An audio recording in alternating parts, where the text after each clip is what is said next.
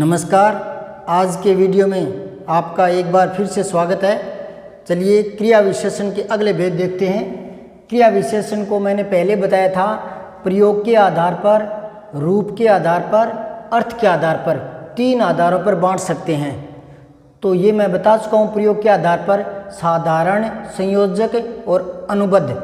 जो पहली बार देख रहे हैं मैं एक एक वाक्य से दोबारा समझाता हूँ। साधारण क्रिया विशेषण वे होते हैं जो स्वतंत्र आते हैं, मतलब उनको एक बार हटा भी दें तो वाक्य पर ज़्यादा फर्क नहीं पड़ेगा, मतलब वाक्य टूटेगा नहीं।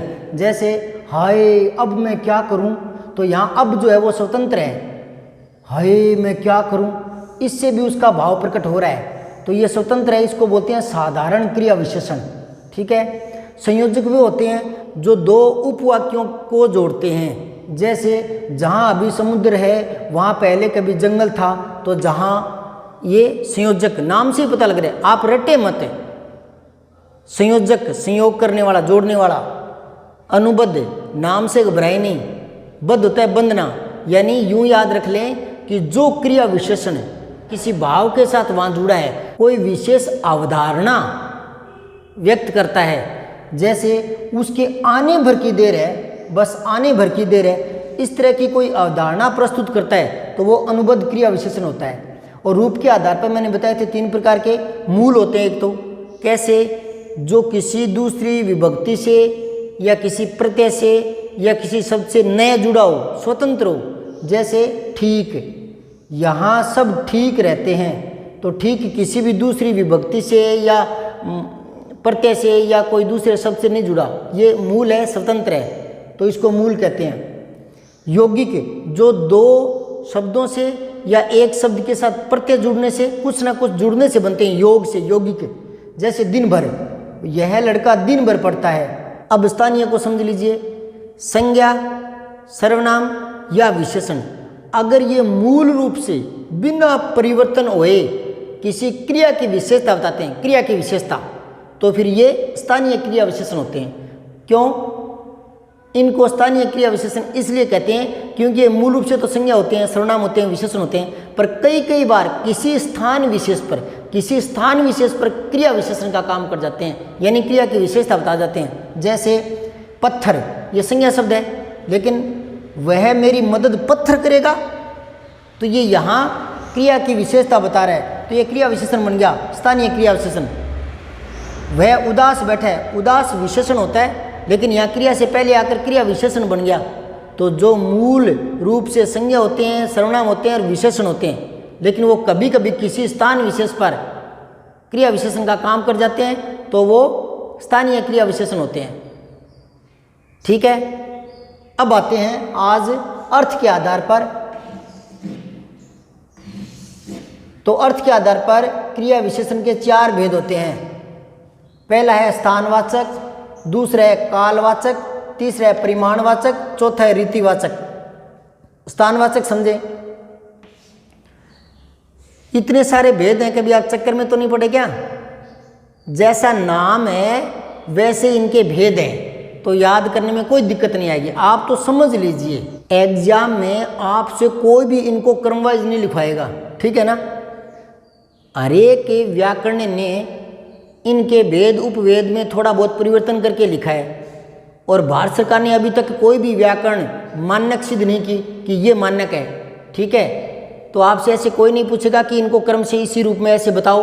हाँ, आपकी समझ बढ़नी चाहिए, और समझ बढ़ेगी विविध उदाहरणों से, तो उदाहरणों से इनको समझने का प्रयास करें।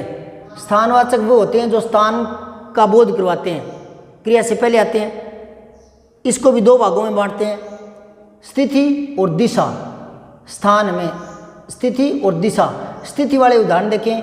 योगी अन्यत्र चला गया, उसकी स्थिति बता रहा है भी वो कहाँ है, यहाँ है, वहाँ है। अन्यत्र चला गया, दूसरी जगह, उसकी स्थिति बता दी ना, अन्यत्र।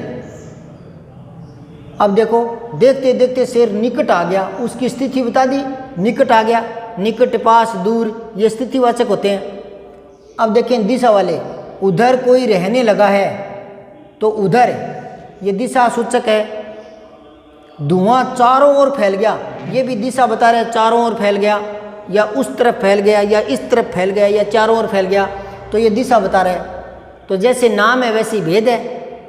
समझ में आई बात है। इनके कुछ एक उदाहरण और देखें।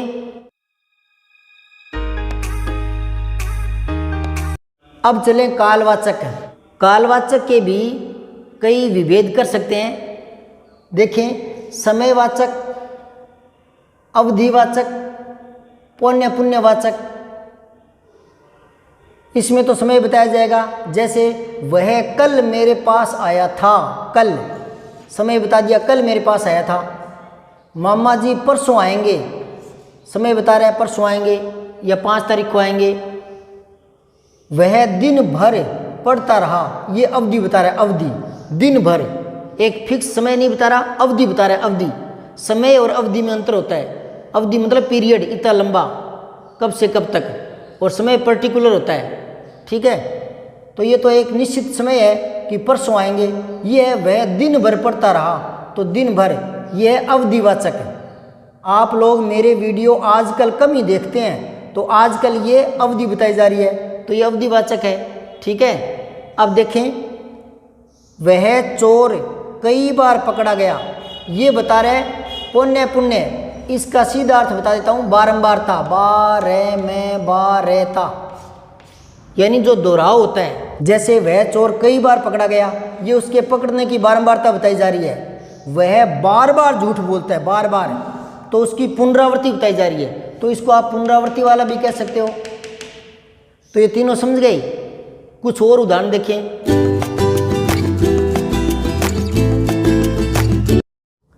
अब आपके कुछ समझ में आया क्या? एक बार यहां देखें, दिन भर, यहां मैंने लिखा है रूप के आधार पर यौगिक, इसको मैंने यौगिक बता दिया। और यहां वह दिन भर पढ़ता रहा, इसको मैंने कालवाचक बता दिया। तो आप कहीं चक्कर में तो नहीं पड़े ना कि एक को तो बता रहे हैं यौगिक और एक को बता रहे हैं कालवाचक, तो एग्जाम में आ जाए तो हम क्या करें, यौगिक करें कि कालवाचक करें? ऐसा चक्कर में तो नहीं पड़े। देखें, चक्कर में पड़ने की जरूरत नहीं है, मैं सीधे से बताता हूं। ये आधार चुनिए हमने क्रिया विशेषण को बांटने के, प्रयोग के आधार पर, रूप के आधार पर, अर्थ के आधार पर। ठीक है, जैसे आदमी को ही मान लें, आदमी को भी तो हम कई भागों में बांट सकते हैं। जैसे लंबे आदमी, ठिगने आदमी, गोरे आदमी, काले आदमी, वो रूप के आधार पर बांट दिया।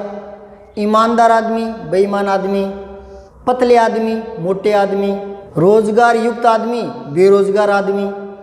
अब मैं किसी आदमी का उदाहरण देकर कहूँ कि वह लंबा आदमी है, तो आप कहोगे पहले तो इसको बताया था गोरा आदमी, अरे वो रूप के आधार पर बताया था गोरा आदमी, लंबा मैं हाइट के हिसाब से बता रहा हूँ, तो कई प्रकार से नहीं बांट सकते क्या? तो उसी प्रकार कह रहे हैं कि इनकी जो बनावट है, रूप कैसा है, तो रूप तो इसका है यौगिक, यानी जुड़े हुए हैं ये। और ये बताया जाए काल है, ये समय को भी बता रहे हैं ना, कालवाचक भी तो है ये। तो कई आधार पर बांट सकते हैं ना। तो क्रिया विशेषण क्रिया के पहले आएंगे, क्रिया के संबंध में आएंगे और क्रिया की विशेषता बताएंगे, वो क्रिया विशेषण होंगे। अब उनको रूप के आधार पर देखो तो कुछ मूल है जो दूसरों से नहीं बने हुए, कुछ यौगिक है जो जुड़कर बने हुए हैं, कुछ समय का बोध करवाते हैं, तो समय के हिसाब से कालवाचक उनको अलग बांट दिया। नहीं समझे क्या? अब आदमी के भी तो कई भेद कर सकते हैं, गोरे आदमी, काले आदमी, लंबे आदमी, ठिगने आदमी, तो रूप के आधार पर कर दो, रोजगार के आधार पर कर दो, रोजगार युक्त आदमी, बेरोजगार आदमी, लंबाई के आधार पर कर दो, लंबे आदमी, ठिगने आदमी। अब यूँ थोड़ी कहेंगे पहले आपने इनको लंबा बताया था, अब आप इनको मोटा बता रहे हो, अब आप इनको ईमानदार बता रहे हो, तो वो उनके गुणों के आधार पर बताया है ना। समझ गए क्या? दो भेद और रह गए, परिमाणवाचक और रीतिवाचक। ये बताएंगे कल के वीडियो में। आप बने रहें, देखते रहें, थोड़ा थोड़ा समझते रहें। उसके बाद ये जितने भी भेद मैं बता रहा हूँ, इनमें अगर कोई कन्फ्यूजिंग रहेगी तो ये टॉपिक ख़त्म होते ही एक और वीडियो बनाऊंगा जिसमें तरह तरह के वाक्य लेकर इनकी कन्फ्यूजिंग दूर करवा दूंगा। तो आप तो जुड़े रहे, बने रहें, खाली टाइम का सदुपयोग करें। ठीक है, धन्यवाद। जय हिंद, जय भारत। हाँ, अगर आप पहली बार देख रहे हैं, चैनल को सब्सक्राइब जरूर कर लें, आगे बेल आइकन जरूर दबा दें, और सब्सक्राइबर किया भी हुआ है तो बेल आइकन ज़रूर दबा लें ताकि मेरे आने वाले वीडियो आपके पास आते रहें। अपने भाई बहन अड़ोस पड़ोस में जो भी पढ़ने वाले हैं उनको शेयर करें। ठीक है, धन्यवाद। जय हिंद, जय भारत।